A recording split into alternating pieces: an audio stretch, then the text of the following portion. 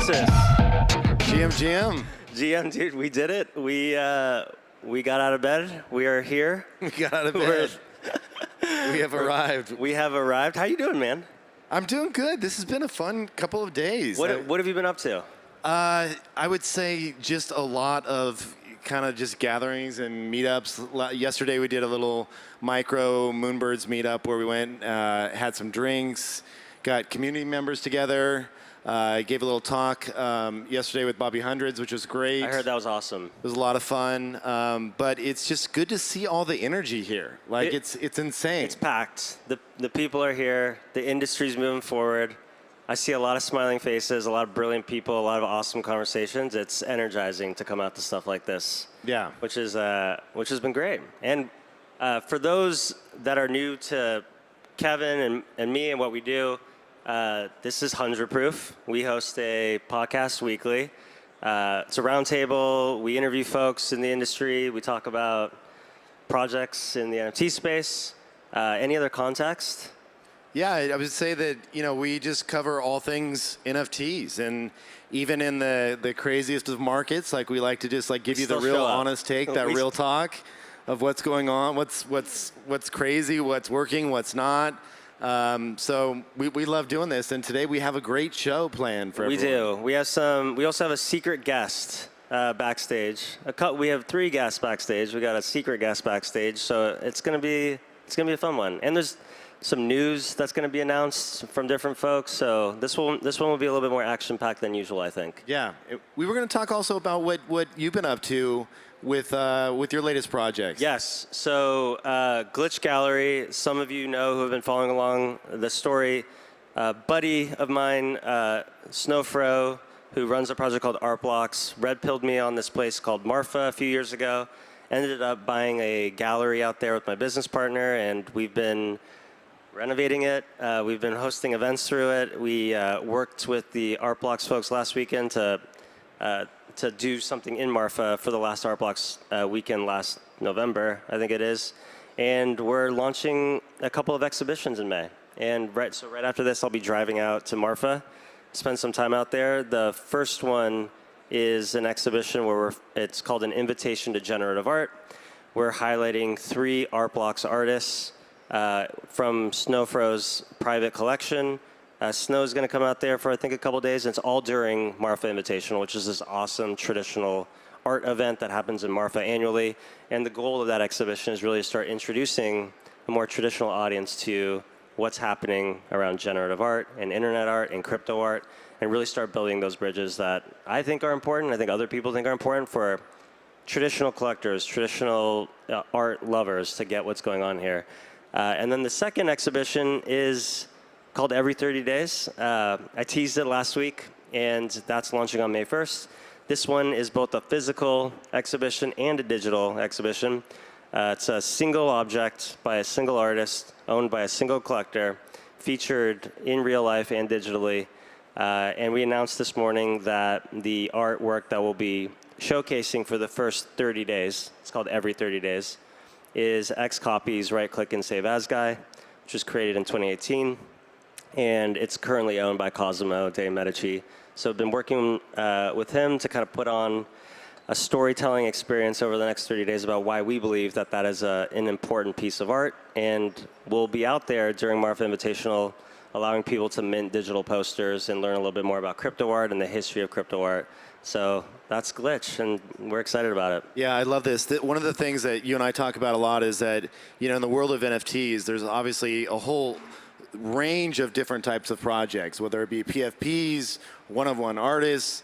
And one of the things that we really try and focus on for the future of all things NFTs is this bridge building between traditional collectors and new digital collectors, and how can we bring more of those people into this world? Yes. So it's something that I love to see that you're doing this, especially during what is very much a more kind of traditional gathering. Exactly. So it's going to be great. I think the principles here are once you get it, they're understandable, and I think it's really just about creating accessible experiences for folks to really grok and get and understand all the stuff that makes this space special, the reason why everyone's here right now. So I couldn't be more excited about Glitch, and that'll be happening on May 1st. And for all of you, since we're in Texas now, Artblocks does an annual It's the best. little get-together that is in Marfa. Highly recommend checking that out if you can make the trek out there. If you're into generative art and you want to learn more about generative art, it is a fantastic little gathering to come out to. Do you have the dates, or do you have? It is, no, yeah. Snow can tell us. Oh, we haven't. That's our special guest for today. Right. I just ruined that one. You blew it. All right, September 23rd is the day for Artblocks weekend. You should definitely get a hotel room right now. It's booking up quickly. Airbnb is a good place to get. Airbnb is the best place. Just keep refreshing, and it's going to be awesome. They're running multiple tracks, multiple buildings, multiple experiences this year. And I know the Artblocks crew is really doubling down on Marfa as a place to really provide an experience around what's happening around on-chain generative art.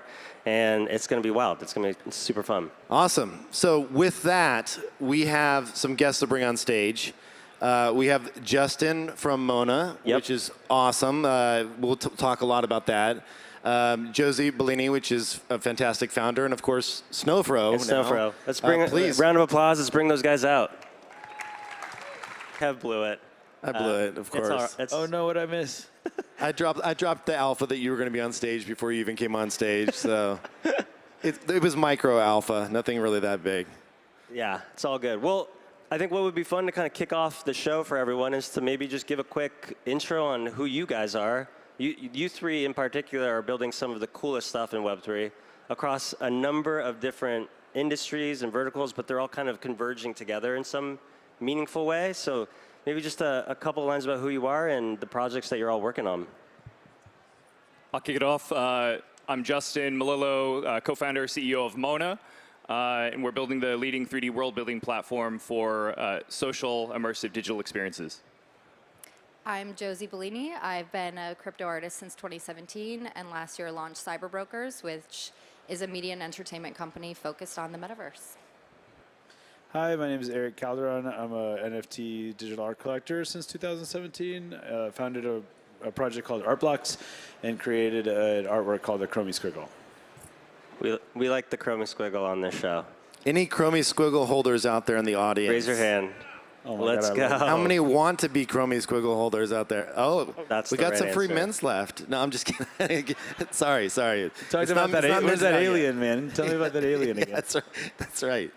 Awesome. So I noticed you didn't say Metaverse in your pitch here. Tell people exactly what you're building. Is that a dirty word for you now, or is that a kind of it's not dirty, but a tainted word a little bit? Yeah. That's a great pickup there, Kevin.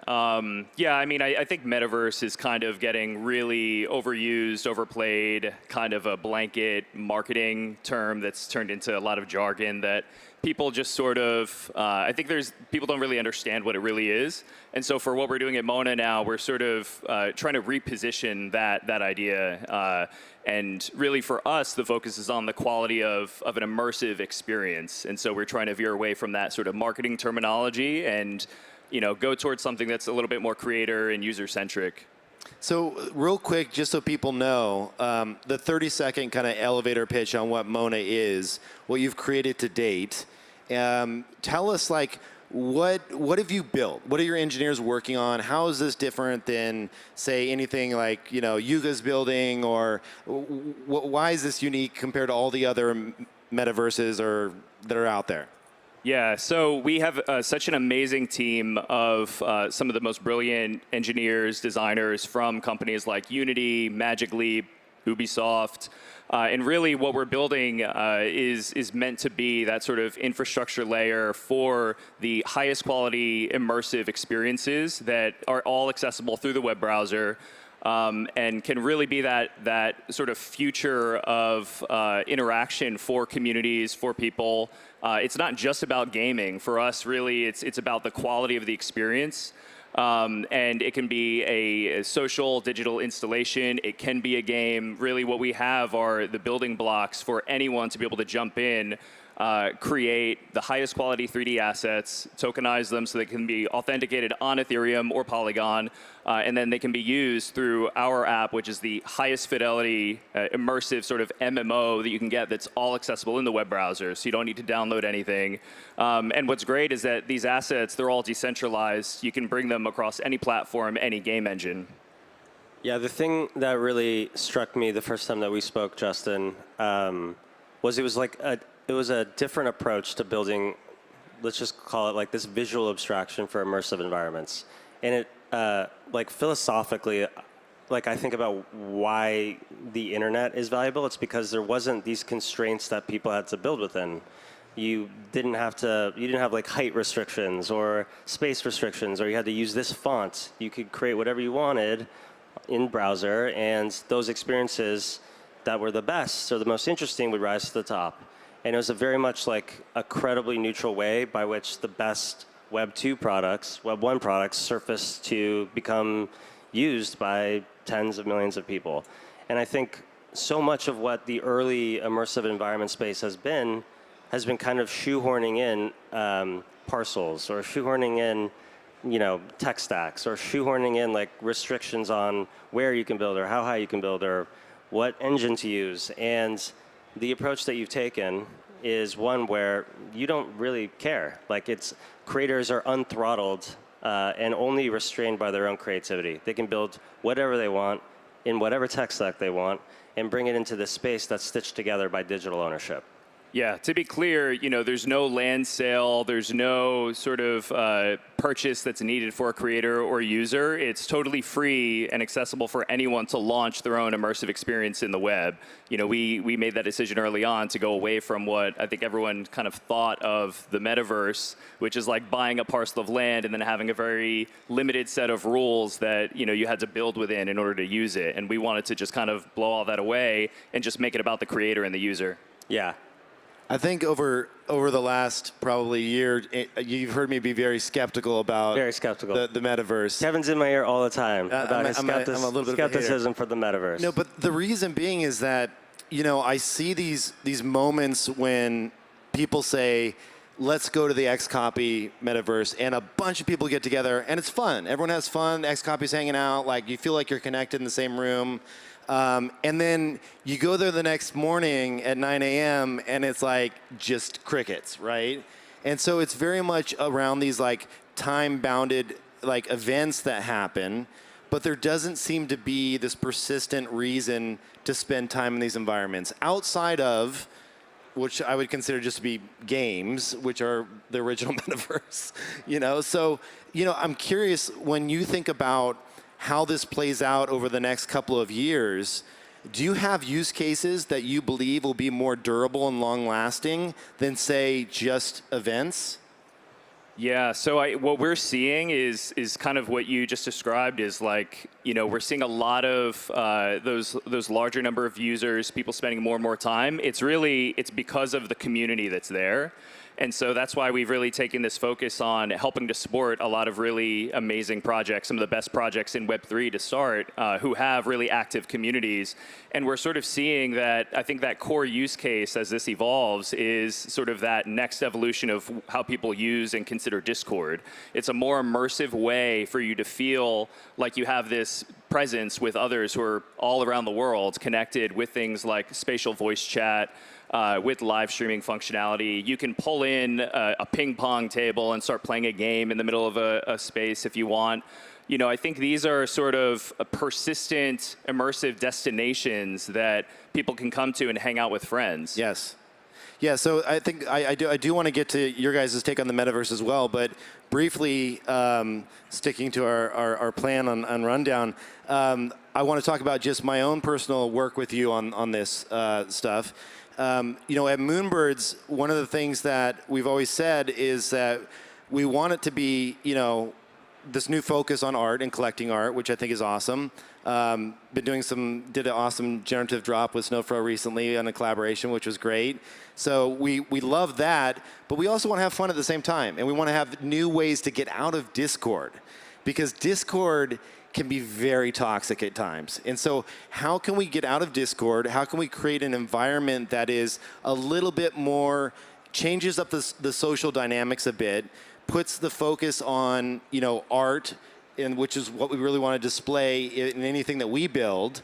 And then, have a place for people to come together, maybe to vote on DAO proposals in real time, to have audio conversations around that, just to break up that chatter that is the chaos of Discord. So, that said, we've been spending the last few months working with you on a Moonbird's little mini world, and we'd like to show a little clip of that now if we could.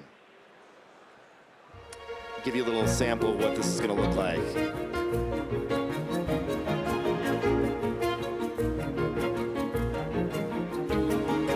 So this is a very stylized look. Can you explain kind of what we were going for here with the look and feel?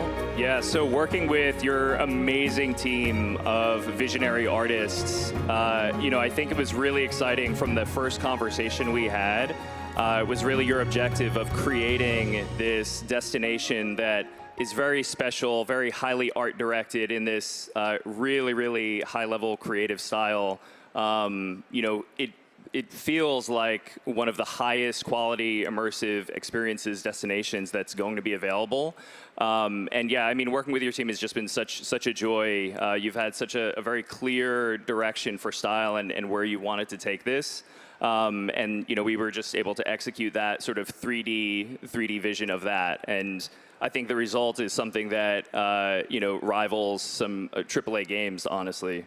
The cool thing about this, though, is we purposely created some hangout spots so we could have large gatherings of people. You support real-time streaming into these environments as well. So we can stream episodes of podcasts, we can stream Grails releases, we can put artwork up, we can do little hidden treasure hunts for mints. There's a lot of fun. But the cool thing about this is it's interoperable. So what we haven't shown you yet is what the Moonbirds are going to look like in this world. But when that happens, if you two were to build worlds, we could all start traversing and moving between these worlds and having a shared experience around art and have our communities connect in very unique ways. So would love to talk about what you all are doing and working on as well. Yeah, we already have an area in Metaverse. We've already been working together, and it's been incredible. We we recently launched mechs within our Cyberbrokers universe, which is just huge giant robots that our community have been able to put together themselves. There's over 17 billion combinations that people can mix and match and color, and on day one, we spit out all of the different types of 3D files, VRM, FBX, GLB, and they're able to go into Monaverse immediately. And that power to not just allow someone to collect, but allow them to live as their own avatar, as their own asset, create content around it, go visit your world, go visit all of these places, actually even collect in their own avatar, clicking on NFTs in world and buying there. It gives them this different experience with their assets where they really feel like they're embodying just what they've shown as a PFP on their Twitter profile. They're really embodying that character. Look at this here. Is this a amazing. mech build right now that we're looking at? Yeah, so this is our site, and this is people mixing and matching and building their mech. And we've built a pipeline where the moment you submit that mech, you get all the files and you can run around in these worlds. This is a really cool couple spots in Mona, and you can eventually play games. God, it looks amazing. And do all the things. So, let's talk a little bit about Cyberbrokers and I guess what Mona may unlock for the story, the lore, the experience that you're really trying to scope to your audience. How do you think about what the next few years of Cyberbrokers looks like, the storytelling you want to do, and how these immersive environments and mechs and these files will empower some of those experiences in a more meaningful way?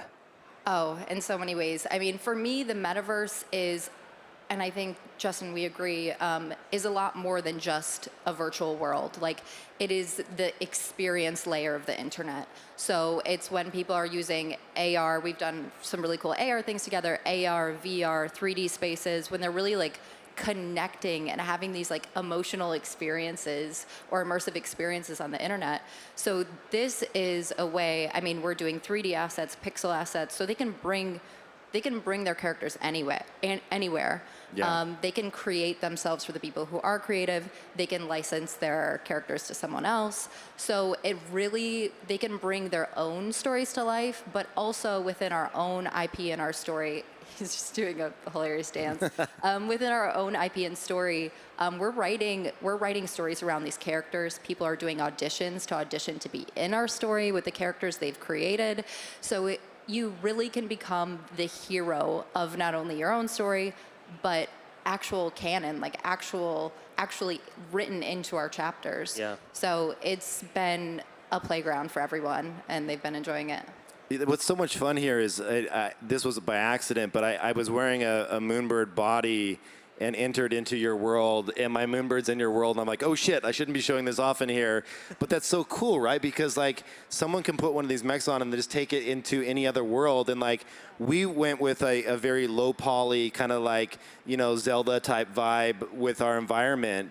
And here, this is like insanely beautiful, futuristic, high fidelity quality that you've gone with, and that shows the flexibility of the world and what it can provide, which is awesome. I want to just touch on this because it's such an important point. Eric said this in his presentation yesterday, but during these like turbulent times, these macro headwinds, I think what sometimes gets lost is the fact that what has been achieved here from a technology perspective is we now have this public trust minimized database of record where we can actually prove digital ownership.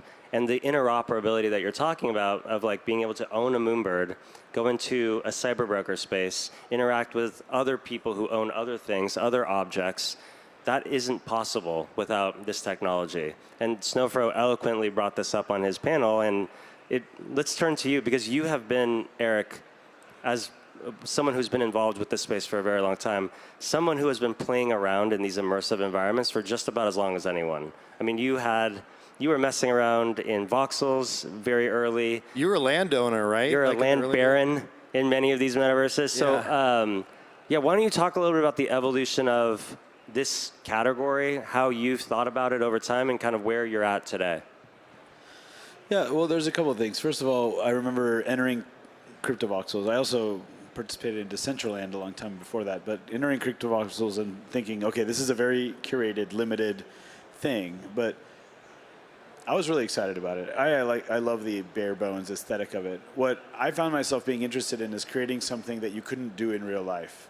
Because like if you can do it in real life, then we can just do it in real life. And I would like to interact with human beings, and I'm a social person. And so if it's possible to achieve this in real life, then I would much rather spend my time doing that.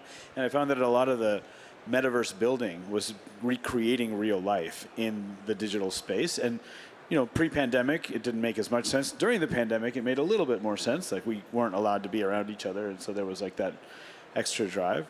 But even going back to like 2018, CryptoVoxels plots where, I created an API where you would press a button and it would send a server instructions to generate a new output of an algorithm, send it back into CryptoVoxels to create these massive screens that like changed on demand and would layer on top of each other. It's like awesome. the idea that like I can't actually go into a museum, even if a museum wanted to show this thing, like you can't just unroll an instantly generated artwork that's 10 feet tall in real life. So it was just exploring like what are the things that you can do that you cannot do in real life. And I went down that rabbit hole, and I went really deep in that rabbit hole, and I really appreciate it.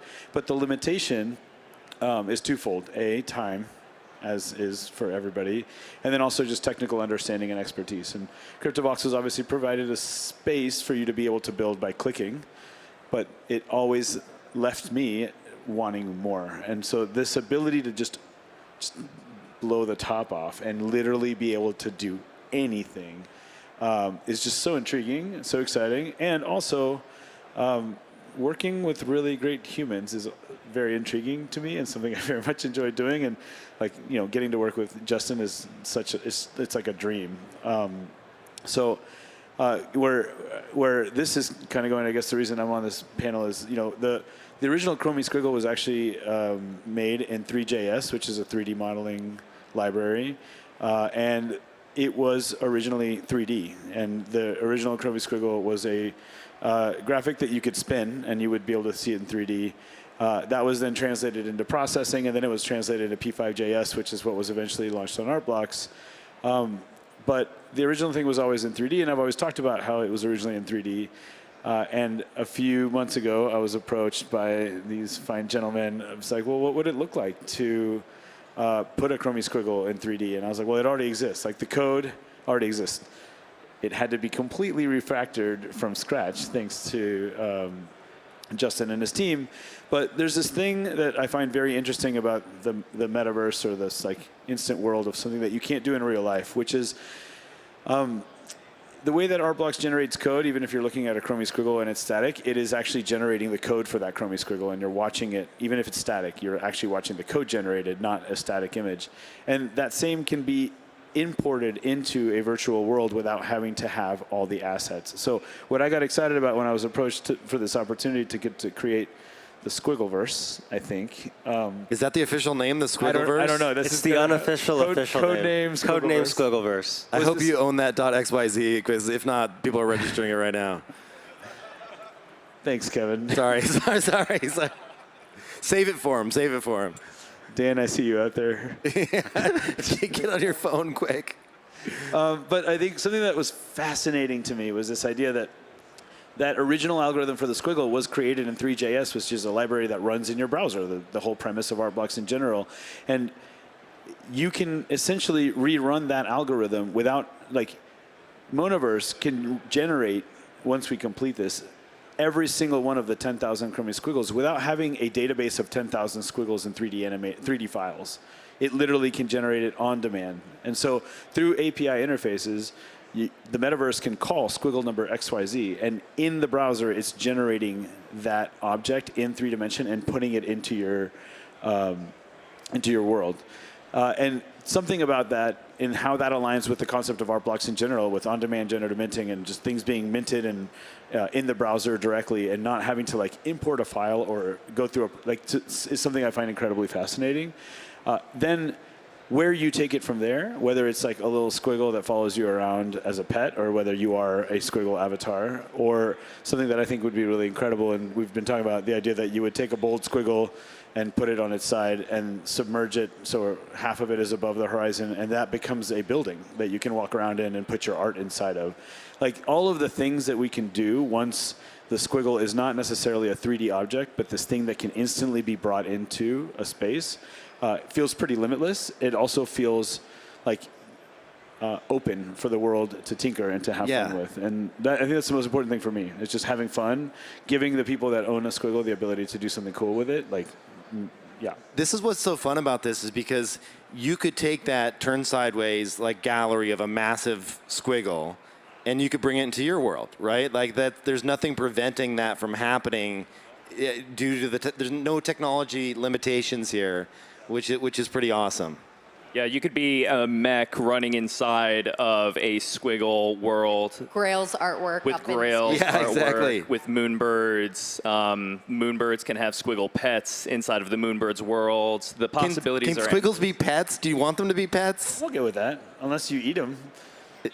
We talked about this beforehand, where we said, okay, if a moonbird eats a squiggle, it could inherit the trait colors of said squiggle. Which could be done, man. You guys are on chain. I mean, like, literally the algorithm exists. I think your floor price is higher than ours now. Maybe you'll eat us and grow wings or something. I don't know. We'll have to figure that out later.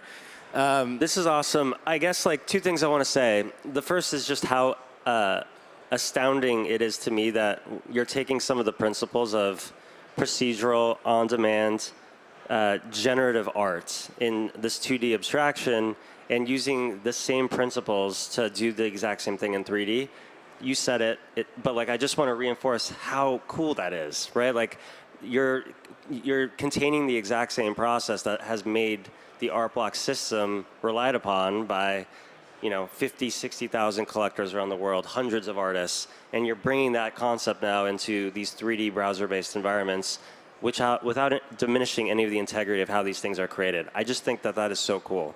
The thing that I actually want to ask is, where do we go from here? Because like I'm seeing limitless potential, but you guys are the big brains that have to think through these next few years and how to tranche out these builds and what it can unlock for your communities and for collectors and for artists that want to, reconfigure some of the work and point it in new directions.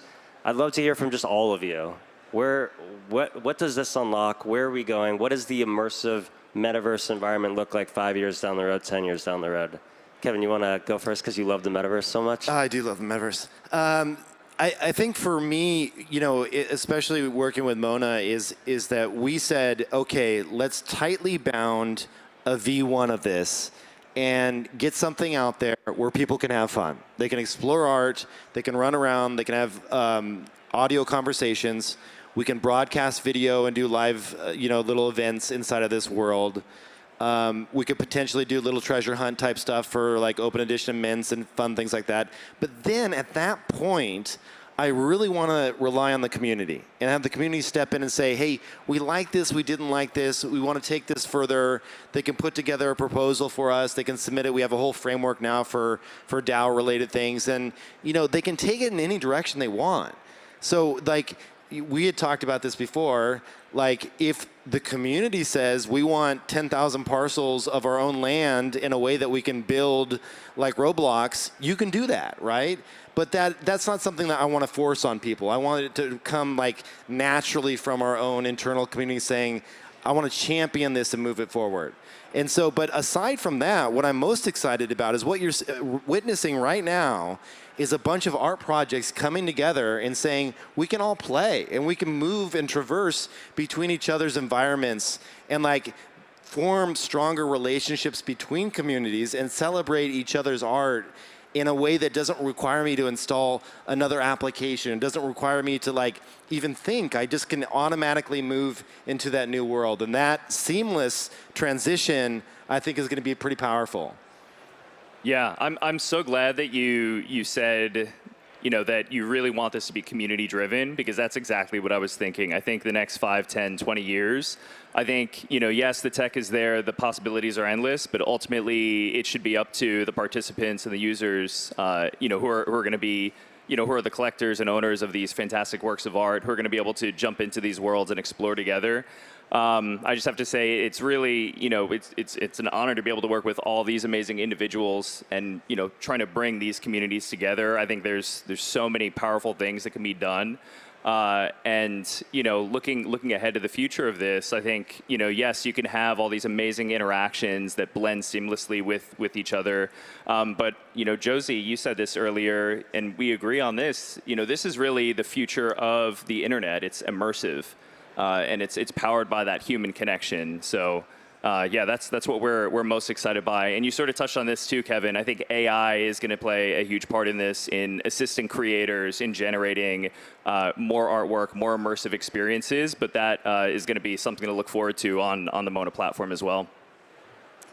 Yeah, I was going to touch on that point too. We're already experimenting with a lot of things with AI, and you're going to be able to train your own AI to create squiggle worlds, to create all of these things, and hand that over to the users and have them create themselves and put up their worlds in Mona, which I think is going to be incredible to have the text to image, image to 3D, 3D straight into world. And I think it's going to be very, very powerful, but also in the age of AI where you can create anything at like the stroke of your keyboard, community becomes so important and brand and curation becomes so important. And fostering those relationships, all connecting with each other, is going to be a key thing to champion, like bringing everyone forward together in a thoughtful way and not just letting everyone run wild. Because in some ways, like when we're talking about crypto voxels, when I first came into crypto voxels, like there was empty land and nothing built, right? And there was no color, it was black and white. So like, I do think that we can't hand over everything to the community. We need to do some of that like foundation and building, but the community is obviously so important for where we're headed. I think the last thing I'd like to add, which ties a little bit into a presentation I said yesterday about kind of the concept of creator royalties enhancing the value proposition for not just the artist and the creator, but for the entire ecosystem. Like, at least from what I understand from the people on this stage, there is continued value being built for the things that we have already built, that we already see participation in. And there is an incentive to do that for so many different reasons, but one of them is just to give people opportunities to do something with the thing that they already have. And being able to build into this thing, I mean, maybe you're not into the metaverse, so if you have a squiggle and you don't care about the metaverse, that's fine, right? But this is one thing, and this is one thing that I personally feel very excited that is not another thing that I'm going to sell, and another thing that anybody's going to pay a single penny for, at least for now, and because who knows what comes from this in the future, but like, it feels very relieving, especially in this current economic space, that there's nothing for sale here. This is just like in a bit like something that we are proud of, that we want to share with the people that like care about the things that we're building. And I don't think you see a lot of that right now in the ecosystem. And I think this is a way for us as creators to demonstrate additional value for in gratitude for the support that we've had. So it feels good to be able to do that. Eric, I have a question for you. You know, it should come as no surprise to anyone here. You're obviously the thought leader when it comes to generative everything. And one of the things that you and I have talked about both on podcast form and privately is this idea that you really like, and please correct me if I'm wrong here, but it feels like you're excited about exploring generative physical things as well, like physical spaces. Like you have 100 untitled spaces, a drop that you did. How do you see, and do you see that being used in a metaverse-like environment? Does that excite you in some ways? Like you might be able to write a script that goes and builds structures, different types of lands, all via in a generative way? Yeah, I mean, one of the things before we decided to go the squiggle route was an option of potentially going down the 100 untitled spaces route. And the idea, a little bit of what Derek touched on, what I touched on earlier, that like what we do with Mona, so the squiggle code is like 30 lines of code, and like the 3D squiggle code is going to be like 80 lines of code. But like all 10,000 squiggles will be interpreted as a squiggle that is exactly like the one that matches it in 2D using the same 80 lines of code. Like the amount of space that this takes within the world is 80 lines of code to be able to achieve that. And the ability to do that architecturally, which is this concept of 100 untitled spaces, would be the same. You have 100 untitled spaces, all 100 of them were generated from the same 100 lines of code. And the ability to integrate 100 lines of code into an environment like Mona and create an actual space that you can walk into, I hope inspires people to want to create things along those lines. Like generative housing sounds nuts. I've been researching like physical 3D printers for many, many years. Like for $100,000, you can get a machine that will print you a 20 foot by 20 foot by 20 foot by 10 foot object, right? Like that's a lot of money, but it's like millions of dollars less than it would have cost 10 years ago to be able to like 3D print an object of that scale. And I think consumer technology becomes more and more and more accessible. And in the meantime, that same concept can be applied in the metaverse, but with zero friction. A lot of the things that I talk about these days is this concept of 1 of 1 of X. Well, the least friction use case of 1 of 1 of X is in the digital world. Your screen doesn't care whether that pixel is yellow or red. In the physical world, it adds all sorts of friction and complications. The ability to really be able to explore and lean into generative housing, where some people look at me like a lunatic when I say generative housing with 3D printed structures, but then you take the ability to create a 3D printed, like a generative house, or a generative structure or a generative pavilion in a 3D space with the click of a button with 100 lines of code. I just think there's like something really exciting there. Like you're going to be minting in the future. Hopefully artists will be generating 3D things. That the drop is going to be you go buy this thing, you click on-demand generative mint, and it just appears in Metaverse as the thing that you bought. And of course, you want to also look at it on a website, so it's rotating in 3D. Like there's something really exciting about generative housing to me, as crazy as that sounds. And this is going to make it accessible 10 to 15 years before I actually think in the future we will be potentially living in art, sculptural generative housing. And maybe not too far in the future if Kevin's plans. A little project, proceed. a little Marfa project, yeah. Awesome. This is great. I mean, we covered a lot of ground. I think we're running out of time here. I guess like any closing thoughts on stuff that you're working on that you want folks to know about? Anything that you're excited about while you're still here in Austin? Why don't we just do a quick around the horn on final notes before we close this one out? Yeah, and also just how can people experience these different worlds? Like which ones, like Squiggleverse is not yet launched. It's in private beta.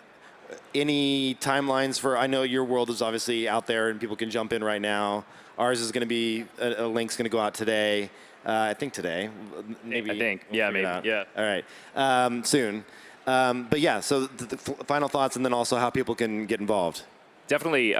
So to get involved, check out our website, monaverse.com. We're on Twitter at Monaverse. You can experience the amazing Cyberbrokers world and try on all of we have 50 mechs in there, right? Although it's so fun. They're all lined up and you can just basically go and put anyone on. It's awesome. It's amazing. Although I do know, Josie has said there's like 17 billion combinations. But yeah, so definitely check out the Cyberbrokers world.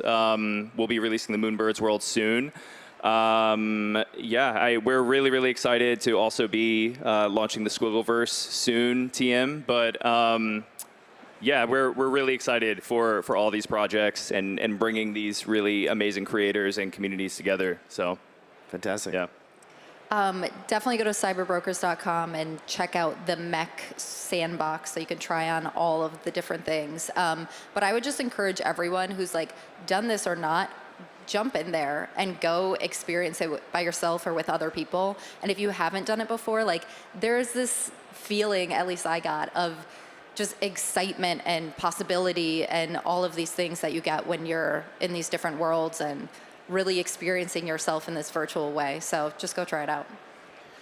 The last thing I'll add is something, I don't know how much overlap there is today between the people I got to speak to yesterday, but no matter what's going on out there, like the value proposition of provable ownership of a digital asset has not changed when the market's going up and the market's going down, and like Twitter is like a depressing place or Twitter is like a really happy place. Like the value proposition has not changed. It's empowering all of the things that you're seeing on stage, and there's going to be good times and there's going to be bad times, but like if you can find a little bit of joy in understanding that you guys are operating in what I consider to be like a revolutionary technology that's going to change a lot of things in our lives. The things that are spoken on the stage here are little delightful things that you can interact with and operate on with zero concern about what is currently happening in the market. And I think it's healthy. I think it's really healthy for us to have opportunities to engage with each other, not looking at the charts. And so take advantage of that. Like this is what we're here to do. And just think about the opportunity and how the value proposition has not changed, and it immutably cannot change moving forward. Well said. Well said. Round of applause for these folks. Thanks, everyone. Thanks, everyone.